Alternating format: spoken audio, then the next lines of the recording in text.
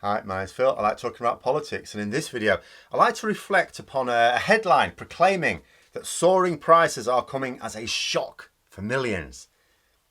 In a sense, this may be true, but it is only shocking not because it was unexpected, but because the mainstream media constantly drowned out the warnings of people that knew that this was going to happen years ago. But first, if you'd like to be notified of daily news in politics, please subscribe to the channel and click the bell notification icon. So the Daily Express has the headline, Britain faces greater than expected inflation rise and could hit 5% by Christmas. Actually, it's worse than that, just as a little aside before I carry on. It is actually worse than that for a lot of people, given that the government have just taken £1,000 a year off the poorest paid in the country, workers, but on the lowest end of the income. For them, the inflation is going to be much greater because even if they are going to be met with bills that are 5% more, they've just lost £1,000 a year. So the percentage difference between what they bring in and what's going to go out is going to be much worse for them. But in this headline, they had greater than expected in inverted commas. And I wondered to myself, I wonder why that is. Is that because they're just quoting someone, which they were, by the way, or because they know it's not really greater than expected by those who are paying attention? Of course, part of that inflation will be rising energy costs. That's not down to Brexit as such, or at least the root cause was not. I don't know if Russia's gambit over gas prices was predictable or not. It's not an aspect of politics that I pay close attention to. I could well imagine that people who would have seen this coming. But as far as I'm concerned, it is possible that the shortage of gas supplies and subsequent rise in the cost of energy may have been genuinely unexpected. And as I discussed a week or two ago, the media are now openly reporting that those energy prices are going to have to go up a lot next April. £2,000 energy bills are being talked about for next spring. But that's a very recent contributor to inflation. When we look at the inflation figures now, it doesn't really take that into account because that value has only just gone up. So it hasn't actually affected the current figures yet.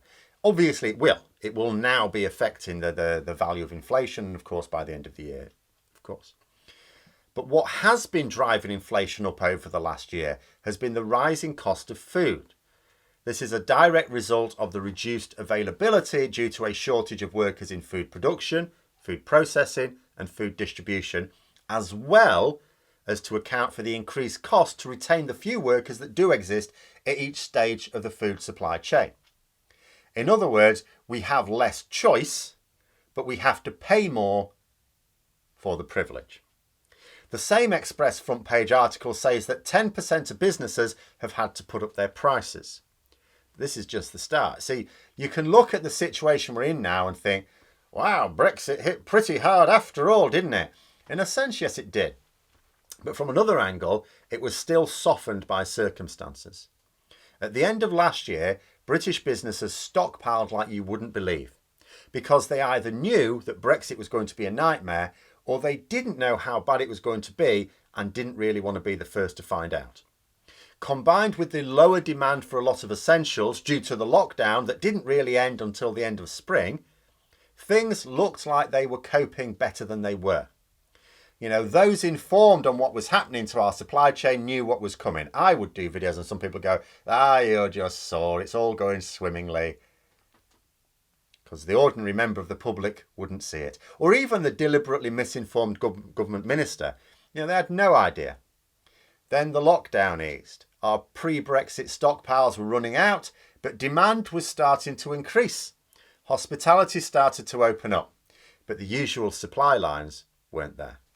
Farmers had been permitted some visas in order to try and attract seasonal workers. Still maddening to me, they allowed farmers some visas and not haulage companies or anything like that, or food processors. But that was what it was. But those visas weren't enough still. It was still too few. This was the start of the stage of the crisis where it would become visible to the public. Over summer, hospitality businesses found that despite people wanting to eat out more, just go on holiday, they couldn't get the staff they needed to take advantage of being able to open up properly again. And that's even if they could get the supplies of food and drink that they needed, which was also tricky. So restaurants were only opening up for part of the normal service, and menus were sometimes restricted. As summer wore on, the shortages in the supermarkets became more and more obvious. Media like the Express tried to pretend they didn't exist. Now they're talking about the price rises coming our way because of the thing they said wasn't real. And that's why this may be a shock.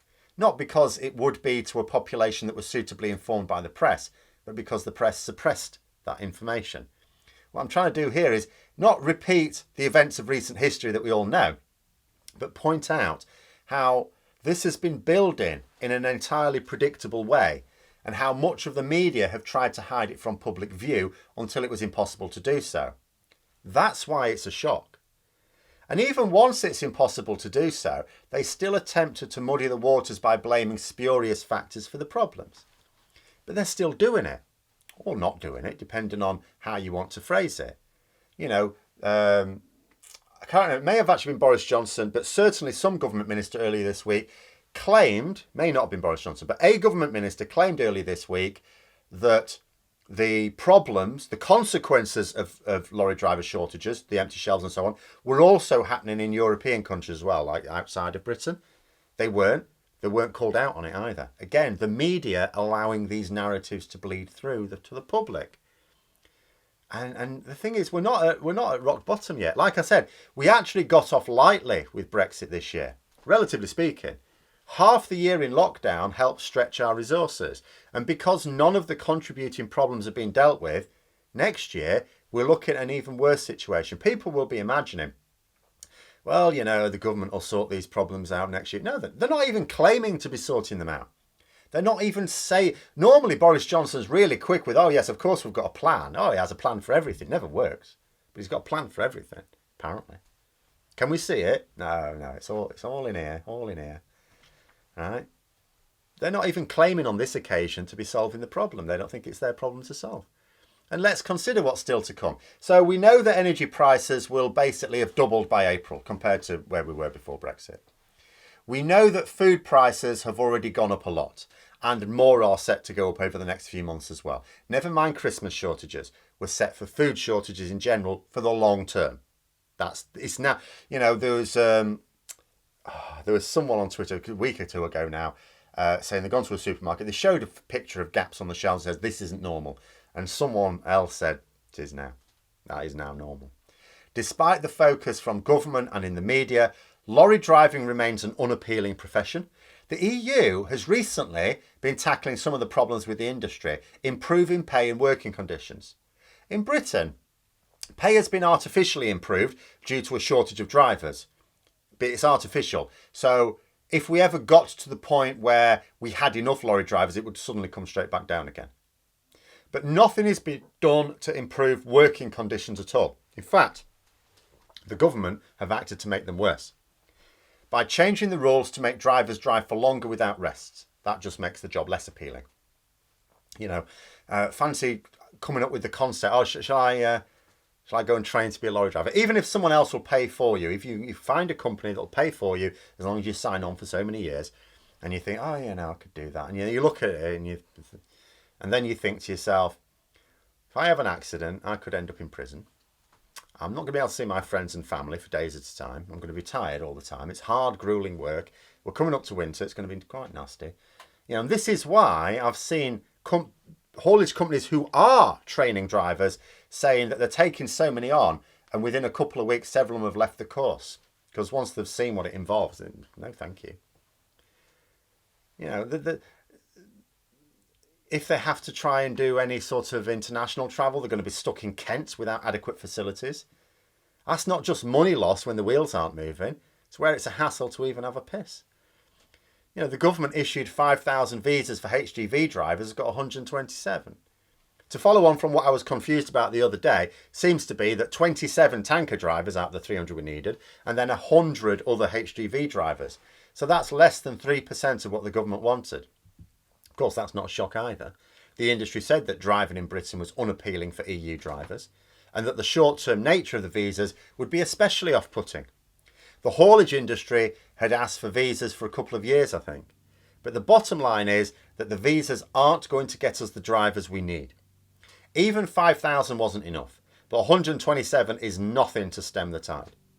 So we're left trying to import more food from the EU because we can't produce as much as we used to ourselves. That means, so that means more of a dwindling number of HGV drivers stuck at either side of the Dover-Calais border. So although if they're driving just around Britain, they could jolly along as long as they can get petrol. As long as they're not driving around the south or southeast of England, which a lot of them will be, they can jolly around, no problems. As soon as they have to move between somewhere outside of Britain and Britain, you're getting stuck at customs. If you need to import more, that means you need more drivers to travel between Britain and the EU. Well, duh, you may say. But the point is that this means the lorry is likely also not just to be stuck for a portion of that journey, but to be empty on one leg of the journey. So we're just increasing the amount of time that our lorries are rolling around empty due to the end of cabotage, making the not enough drivers we already have less efficient. Then there's the winter weather. I talked about this earlier on, didn't I, in the video? I mentioned this. When the winter weather hits, lorry journeys will be slower, meaning our already stretched capacity will be stretched further. Of course, it long ago ran out of give, so that just means deliveries won't be made. And a lot of them as well. A lot of these deliveries won't be made. More shortages. And nothing has changed to improve the outlook for 2022. What's happened? What has the government put in place that's going to make it better for next year? All the same problems are going to be in place then. Only we won't have been able to stockpile for next year like we could for this year. And we aren't expecting a lockdown for half a year to dampen demand next year. And also, there's bound to be another crisis next year. We seem to be attracting rather a lot of crises. We can't cope with them. But the mainstream media are not talking about this. They're only talking reluctantly about the crisis that is now evident to the public right now, without any wider explanation. It's like the weather report telling you that it's raining now. Great, I now can see that. I've got a window. What's it going to be like tomorrow? No, we don't know that. What use is that? But those are my thoughts. Let me know yours in the comments below. Hope you found the video interesting. If you did, don't forget to click the like button. If you'd like to support the channel further, please also click the Patreon link for details.